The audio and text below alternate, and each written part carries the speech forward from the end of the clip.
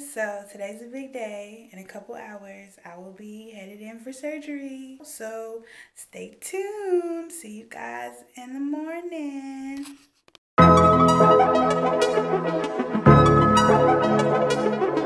What's up, y'all? Welcome back to my channel. It's your girl Shunny.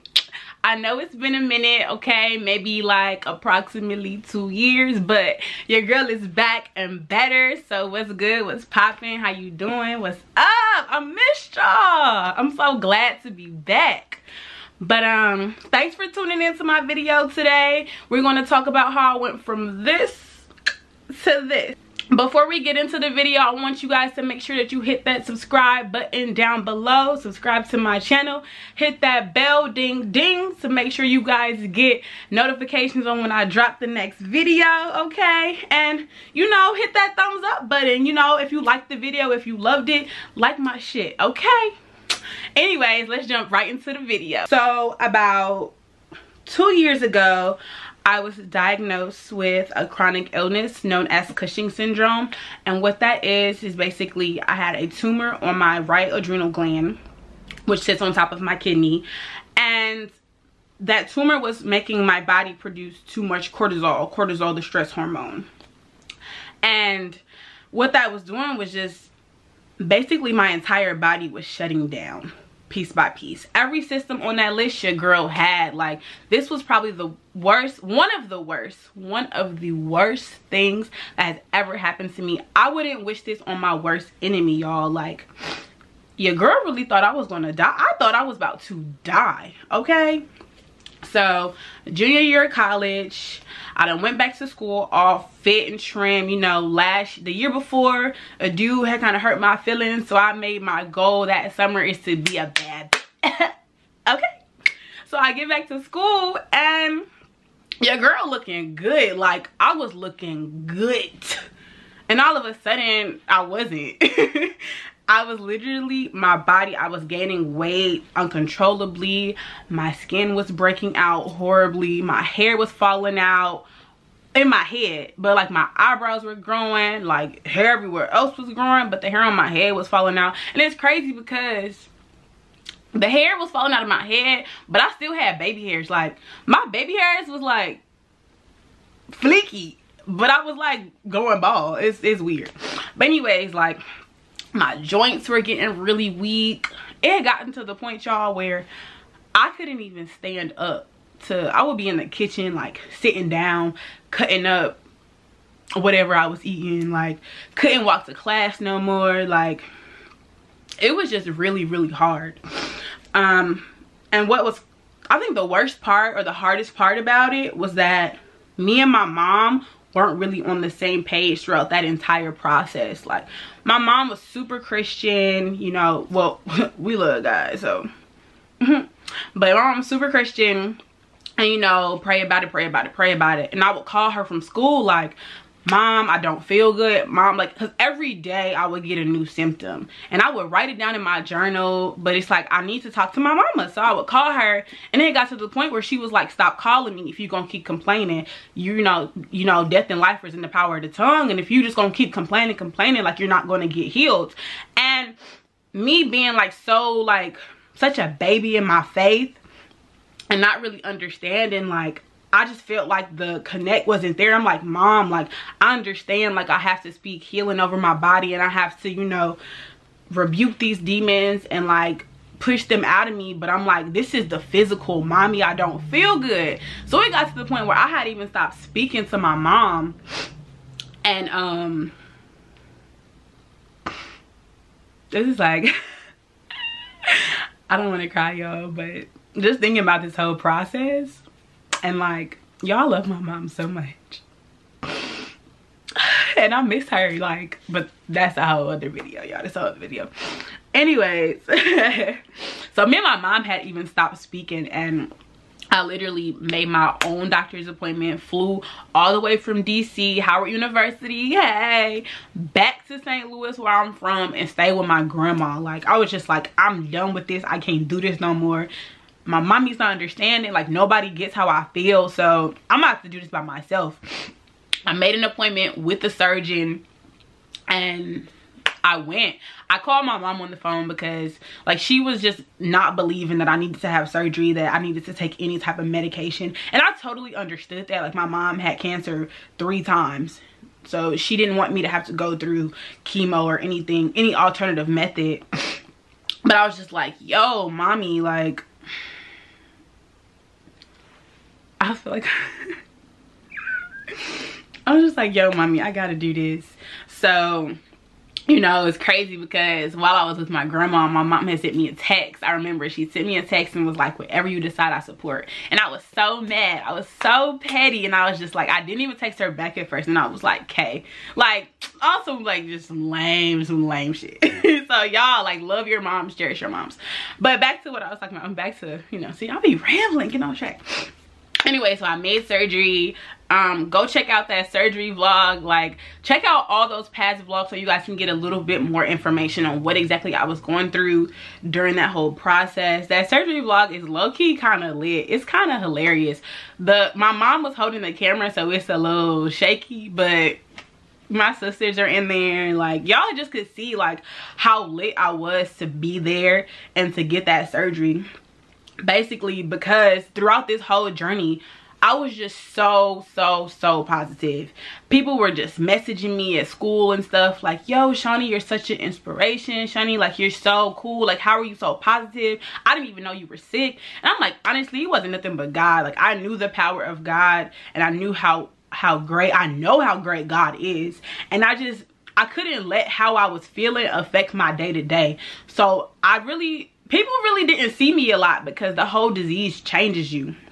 It changes how you look inside and outside. It messes with your mental, your physical, your psychological. Like, I had gotten so depressed because I didn't look like myself. And you guys can even see, like, I did not look like that person. I don't look like that person. Like, I feel like I just had a whole transformation because of, I don't know. I don't even know. But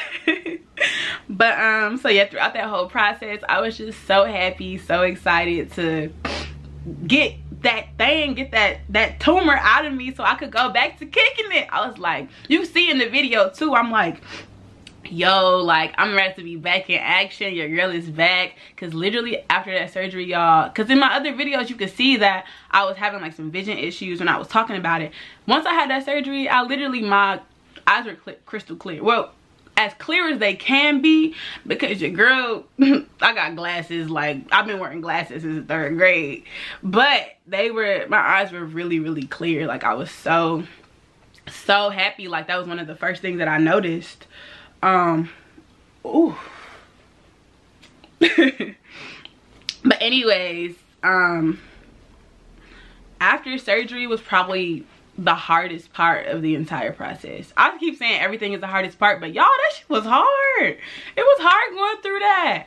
I literally had to take all my schoolwork home, and God bless my teachers. God bless the teachers that I had at Howard University. Like, bless y'all, because they allowed me to complete my schoolwork at home like it wasn't nothing. Still graduated on time. I went back to school the next year, but it was just like that whole learning how to like walk again, because they go through your stomach with the surgery. So I had to learn how much I use my abdominal muscles. I couldn't lift myself up. I couldn't dress myself. I couldn't go to the bathroom by myself. And I'm a very independent person. They're very self-reliant. I don't like asking people for stuff. So it was really hard for me to let my mom kind of do everything for me. And you know, she's like, well, you're my baby. I did it when you were small. I'ma still do it. And I'm just like, no, like, I want to get this on my own. Like, I gotta learn how to walk. I gotta learn how to, you know, just do things. And everything was just so painful. But I don't know, it was just like from March when I had surgery up until probably like, I want to say like June, I was like 80% at that point. my hair, like my hair was so dead. It was so much sickness on it that I just was like, I don't want to sit and try to wait for this to grow out. Like if any of y'all have ever been natural and transition, you know that shit is ass. It's horrible. It sucks. You like, I hate that whole transitional phase. I was like, forget it. I'm gonna just cut my hair off. I ain't never been bald before, like not bald head, but I ain't care. I went to the shop, got my hair cut off. I was just like, ooh, okay. Like I was losing all the weight gradually. I wasn't really working out or anything. Just, I really couldn't. So I was just eating really good, or trying to at least. And the weight was just coming off of me. And I don't know. It was just like, I had a newfound confidence, I guess, about myself. And when I think about all the trials and tribulations and things that I have been through each phase of life, I'm so grateful for all of them. I wouldn't want to do none of them again. I wouldn't want to do none of that again. But I'm so grateful and I'm so blessed, and I'm just so, I just give all glory to God, because literally without God, I would not be any part of who I am today, like at all. It's crazy, like when I think about it, because it's so painful for me to watch those old videos. Like sometimes I can watch them and be cool and like, oh, okay, like look at me, whatever. But a lot of times it's kind of just like, dang, like nobody was really knowing what I was going through. And I'm so glad that I, you know, for the most part documented it, because I really couldn't get a lot, because you know I was still at school. And school, y'all, college ain't no joke.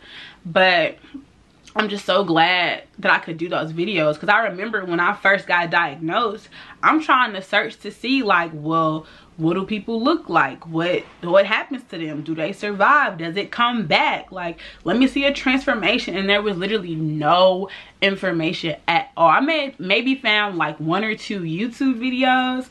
I was literally researching on the same 5 different sites about it, and I was just like, you know what, I'm about to make a video, because I want people to know what happens, and like just everything, like up close and personal. And y'all can see like I'm fine, like whoo, like literally looking at that and then looking at this, like, hold on, look at that again, and then look at this. What? Y'all can't tell me God ain't good. You can't tell me God ain't good. I gotta stop smiling. Honestly, through all of that, I think like I can't really express how blessed I am. Like if y'all only knew how blessed I really am. I don't even think, honestly, like I'm untouchable at this point. Like I swear I got the angel like holding my hand, walking with me through life, because each phase has been something traumatic. It's like a cycle, like a 4-year span or a 2-year span. Every 2 years, every 4 years, something like crazy happens to me and my family.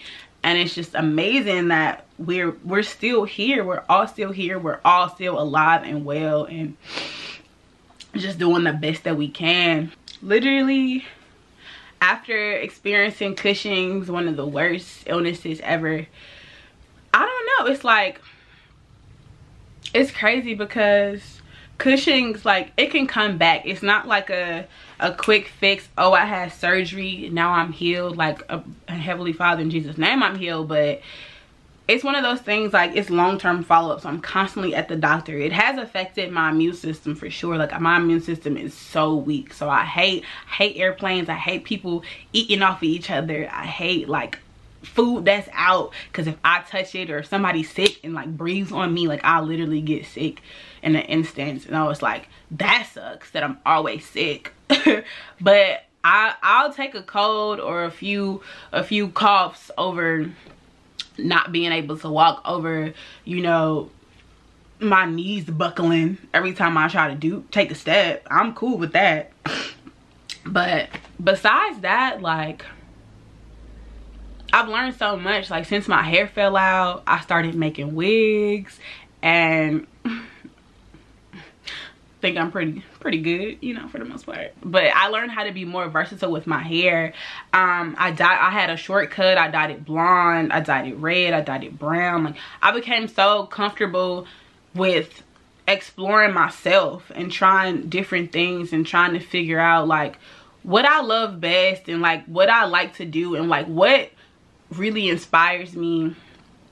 And just to embrace myself as a person. Like, of course, we all have our insecurities. We have our ups and downs. We all go through things. But it's just like, I've seen the worst. I've seen my worst. I've been at my worst. So I'm just like, anything I do from here on out is only to boost me up, sis. Like, that's it. 'Cause I know, like, I be looking at them pictures like, woo, Chalet, sis, that's you. But it's me. It's really me.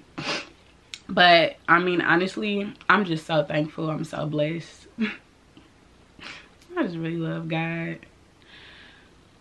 I just love God so much. And I just really hope that I can inspire someone or help someone who's going through what I've been through. If you guys have any questions, like, feel free to let me know.